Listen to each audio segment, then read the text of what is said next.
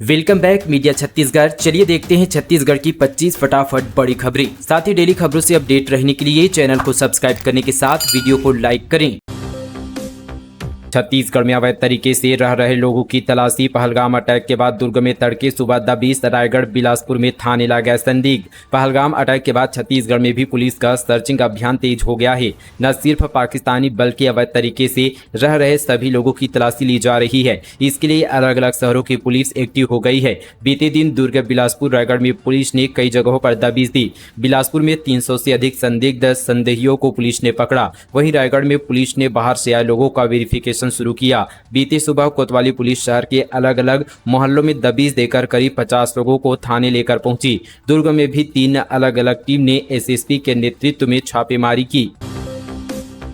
नारायणपुर के ताडोपाल में आंधी तूफान का कहर। 12 से ज्यादा मकान तबाह, स्वास्थ्य केंद्र भी बर्बाद। बस्तर संभाग में बेमौसम बारिश हो रही है। इसका सबसे ज्यादा असर नारायणपुर में पड़ा है। यहां बारिश के दौरान देर शाम को तेज आंधी तूफान भी आया। इस आंधी तूफान से हर ओर तबाही देखने को मिली। करीब 12 से ज्यादा घरों के छत उजड़ गए हैं। ताडोपाल का उप स्वास्थ्य केंद्र भी बुरी तरह से प्रभावित हुआ है। भोरमदेव और सिमरसोत अभ्यारण्य में लगी भीषण आग जलकर खाक हो रहे जीव जंतु और वन संपदा। बलरामपुर जिले में एक तरफ भीषण गर्मी पड़ रही है तो दूसरी तरफ जंगलों में आग लगने की घटनाएं रुकने का नाम नहीं ले रही है। जिले के सिमरसोत अभ्यारण्य के जंगलों में आग लगी हुई है। वहीं कवर्धा जिले के भोरमदेव अभ्यारण्य के जंगल में भी आग लगी हुई है। इससे वन संपदा को काफी नुकसान पहुंच रहा है। आग लगने के कारण जंगलों में रहने वाले जीव जंतु भी काफी नष्ट हो रहे हैं। इस पूरे मामले में विभाग का कोई भी ध्यान नहीं है। दरअसल सिमरसोत अभ्यारण्य के राजा पहाड़ और जलेबी मोड़ के पास भीषण आग लगी हुई है। रात के समय यह आग दीपावली की तरह दिखती है। एक बड़े क्षेत्रफल में आग फैली हुई है और इसी यहाँ पर छोटे बड़े पौधों को काफी नुकसान पहुंच रहा है। वन संपदा को भी नुकसान पहुंचा है।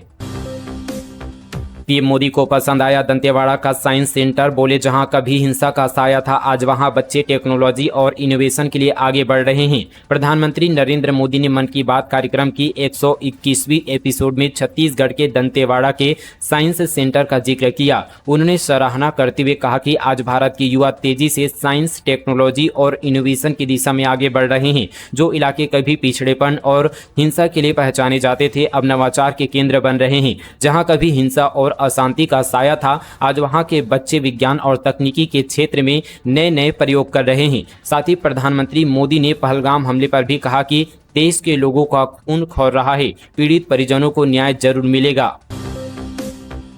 मदकोई द्वीप को उसका गौरव प्रदान करने किया जाएगा पर्यटन क्षेत्र का विकास। केंद्रीय राज्य मंत्री, डिप्टी सीएम और विधायकों की मौजूदगी में 37 करोड़ रुपए के निर्माण और विकास कार्यों का हुआ भूमि पूजन और लोकार्पण। मुंगेली जिले के मदकोई द्वीप स्थित अष्टभुजी गणेश मंदिर परिसर में 36 करोड़ 97 लाख रुपए से अधिक की राशि के विभिन्न निर्माण व विकास कार्यों का भूमि पूजन एवं लोकार्पण किया गया। इस अवसर पर मौजूद केंद्रीय राज्य मंत्री तोखन साहू ने 2047 तक भारत को विकसित राष्ट्र बनाने के संकल्प में भी सभी नागरिकों से सहयोग की अपील की। रायपुर, बिलासपुर समेत कई जगह तेज बारिश। वेस्टर्न डिस्टर्बेंस से 2 दिन तक बदला रहेगा मौसम। सरगुजा बस्तर संभाग में ऑरेंज अलर्ट, ओले भी गिरेंगे। छत्तीसगढ़ में वेस्टर्न डिस्टर्बेंस के असर से मौसम बदल गया है। रायपुर, बिलासपुर समेत कई हिस्सों में रविवार को झमाझम बारिश हुई। मौसम विभाग ने 17 जिलों के लिए येलो और सरगुजा बस्तर संभाग के लिए ऑरेंज अलर्ट जारी किया है। आज यानी 28 अप्रैल को भी यहां पर इसी तरह से मौसम बने रहेगा। मौसम वैज्ञानिकों के मुताबिक मौसम में हुए इस बदलाव से अधिकतम तापमान में 4 से 5 डिग्री गिरावट हो सकती है, जिससे लोगों को गर्मी से राहत मिलेगी।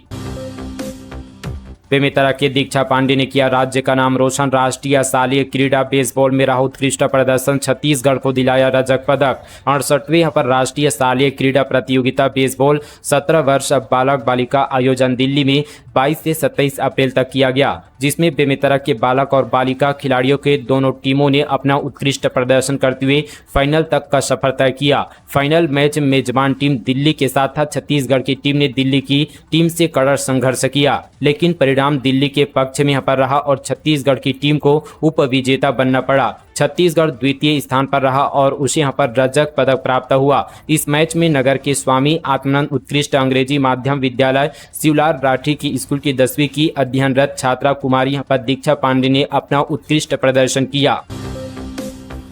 कांग्रेस नेता की पोस्ट भारत की हार सुनिश्चित, पाकिस्तान युद्ध मामले पर सोशल मीडिया में लिखा तो ट्रोल हुए। एक सोशल मीडिया पोस्ट की वजह से प्रदेश में सियासी पारा गर्मा गया। कुनकुरी के पूर्व विधायक यूडी मिंज के सोशल मीडिया अकाउंट से एक विवादित पोस्ट दिखी। इसमें लिखा था कि भारत पाकिस्तान के युद्ध में भारत की हार सुनिश्चित है। सोशल मीडिया पोस्ट के कंटेंट में भारत पाकिस्तान युद्ध के बाद होने वाले सिचुएशन और चीन के दबाव को लेकर कई यहाँ पर तथ्यात्मक बातें थी। अंत में यह भी लिखा था कि जो लोग पाकिस्तान से युद्ध करना चाहते हैं उन्हें अग्निवीर बनाकर सेना में भेज देना चाहिए। इस पर सोशल मीडिया यूजर्स ने उन्हें बुरी तरह से ट्रोल कर दिया। चारों तरफ से घिरे माफी मांगकर नेताजी ने बताया कि मेरा अकाउंट हैक हो गया था। स्टील सिटी दुर्ग भिलाई में बदमाशों की करतूत, बियर पार्टी मनाकर बोतल सजाई, एक्शन में पुलिस। छत्तीसगढ़ स्टील सिटी के रूप में प्रसिद्ध दुर्ग भिलाई शहर क्राइम की वजह से हमेशा चर्चा में बना रहता है। ताज़ा घटना जिले के खुर्सीपार इलाके से आई है। यहां थाने से महज 1 किलोमीटर और सीएसपी दफ्तर से आधा किलोमीटर की दूरी पर असामाजिक तत्वों ने बियर पार्टी मनाई। उसके बाद बियर की खाली बोतलों को सड़कों के किनारे सजाकर रख दिया। सभी बोतलों को एक लाइन से सजाकर रखा। यह पूरी घटना परशुराम चौक से खुर्सी पार जाने वाले रोड पर दिखाई दी।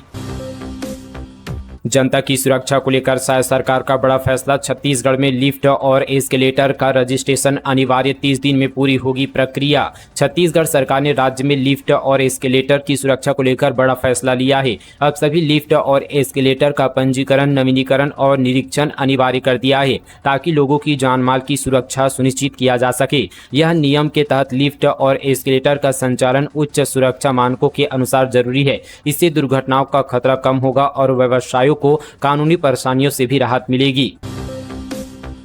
धमतरी में ठेकेदार और पीडब्ल्यूडी की मनमानी, गिट्टी की जगह डाल रहे मिट्टी, मंत्री ने लिया संज्ञान। 36 गांवों को जोड़ने के लिए 84 करोड़ की लागत से बड़ी सड़क योजना का निर्माण जारी है। जिला मुख्यालय से लेकर कोयलियारी खरेंगा सड़क मार्ग का निर्माण किया जा रहा है। आरोप है कि लोक निर्माण विभाग की ओर से बनाए जा रहे इस निर्माणाधीन सड़क में ठेकेदार जमकर मनमानी कर रहा है। सड़क में मुरुम की जगह मिट्टी का इस्तेमाल किया जा रहा है। नक्सलियों की गुफा मिली जिसमें छिप सकते हैं 1000 नक्सली, कुछ ऐसा था अंदर का नजारा। 5 दिन से जारी ऑपरेशन। बीजापुर जिले के उसूर थाना क्षेत्र के करे गुट्टा की पहाड़ी में नक्सलियों के खिलाफ पिछले 5 दिनों से चल रहे अब तक के सबसे बड़े ऑपरेशन कगार में शामिल जवान नक्सलियों के एक ठिकाने तक पहुंच गए। जवान जिस गुफा में पहुंचे उसके अंदर एक बड़ा सा मैदान और पानी मिला। बीजापुर और तेलंगाना की सीमा पर स्थित करे गुट्टा की पहाड़ियों में नक्सलियों के खिलाफ सबसे बड़े ऑपरेशन में जवानों को सफलता मिली। सर्चिंग के दौरान एक गुफा मिली है जहां 1000 से ज्यादा लोग आराम से रह सकते हैं।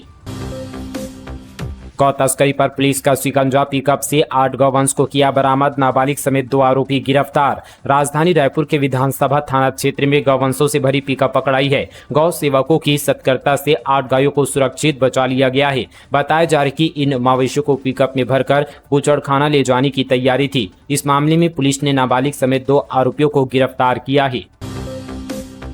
महादेव घाट कॉरिडोर का काम जल्द होगा शुरू। विधायक मेयर ने देखा प्रोजेक्ट प्रेजेंटेशन, ऐतिहासिक और धार्मिक महत्व को देखकर तैयार की गई डिजाइन। राजधानी के प्राचीन महादेव घाट का स्वरूप जल्द बदलने वाला है। उज्जैन के महाकाल कॉरिडोर की तर्ज पर रायपुर में महादेव कॉरिडोर का निर्माण कार्य शुरू होगा। करीब 20 करोड़ रुपए की लागत से इस कॉरिडोर को धार्मिक और पर्यटन को ध्यान में रखते हुए इसे यहाँ पर डेवलप करने की तैयारी है।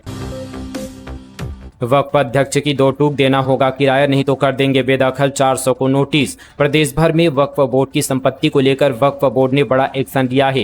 प्रदेश भर में 500 करोड़ की संपत्ति की फर्जी रजिस्ट्री की बात कहते हुए बोर्ड ने करीब 400 को नोटिस थमाकर जवाब मांगा है। इसमें राजधानी रायपुर के मालवी रोड के भी कुछ व्यापारी शामिल है। Lakshmi electronics, Avon bakery, supreme footwear, Pagaria jewellers सहित कई यहाँ पर दुकानदार शामिल है। एक तरफ जहां इन दुकानदारों का लगातार दावा है कि उनकी संपत्ति वक्फ की नहीं है।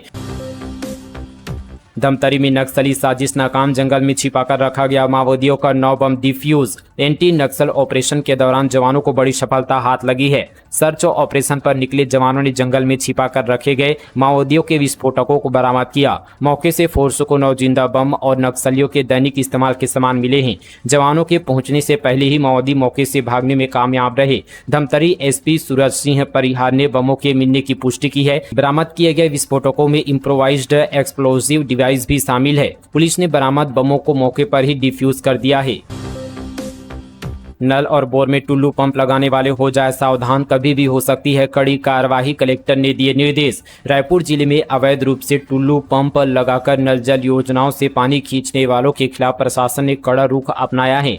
कलेक्टर रायपुर और मुख्य कार्यपालन अधिकारी जिला पंचायत के निर्देश पर यह कार्रवाई शुरू की है। इसी कड़ी में अभनपुर विकासखंड के ग्राम अमनेर में जल जीवन मिशन के तहत संचालित नल जल योजना से अवैध यहां पर टुल्लू पंप हटाने की कार्रवाई की गई। इस दौरान 3 टुल्लू पंप निकालकर जब्त किए गए। प्रशासन ने दोषियों को भविष्य में ऐसी गतिविधियों से बचने की चेतावनी दी है।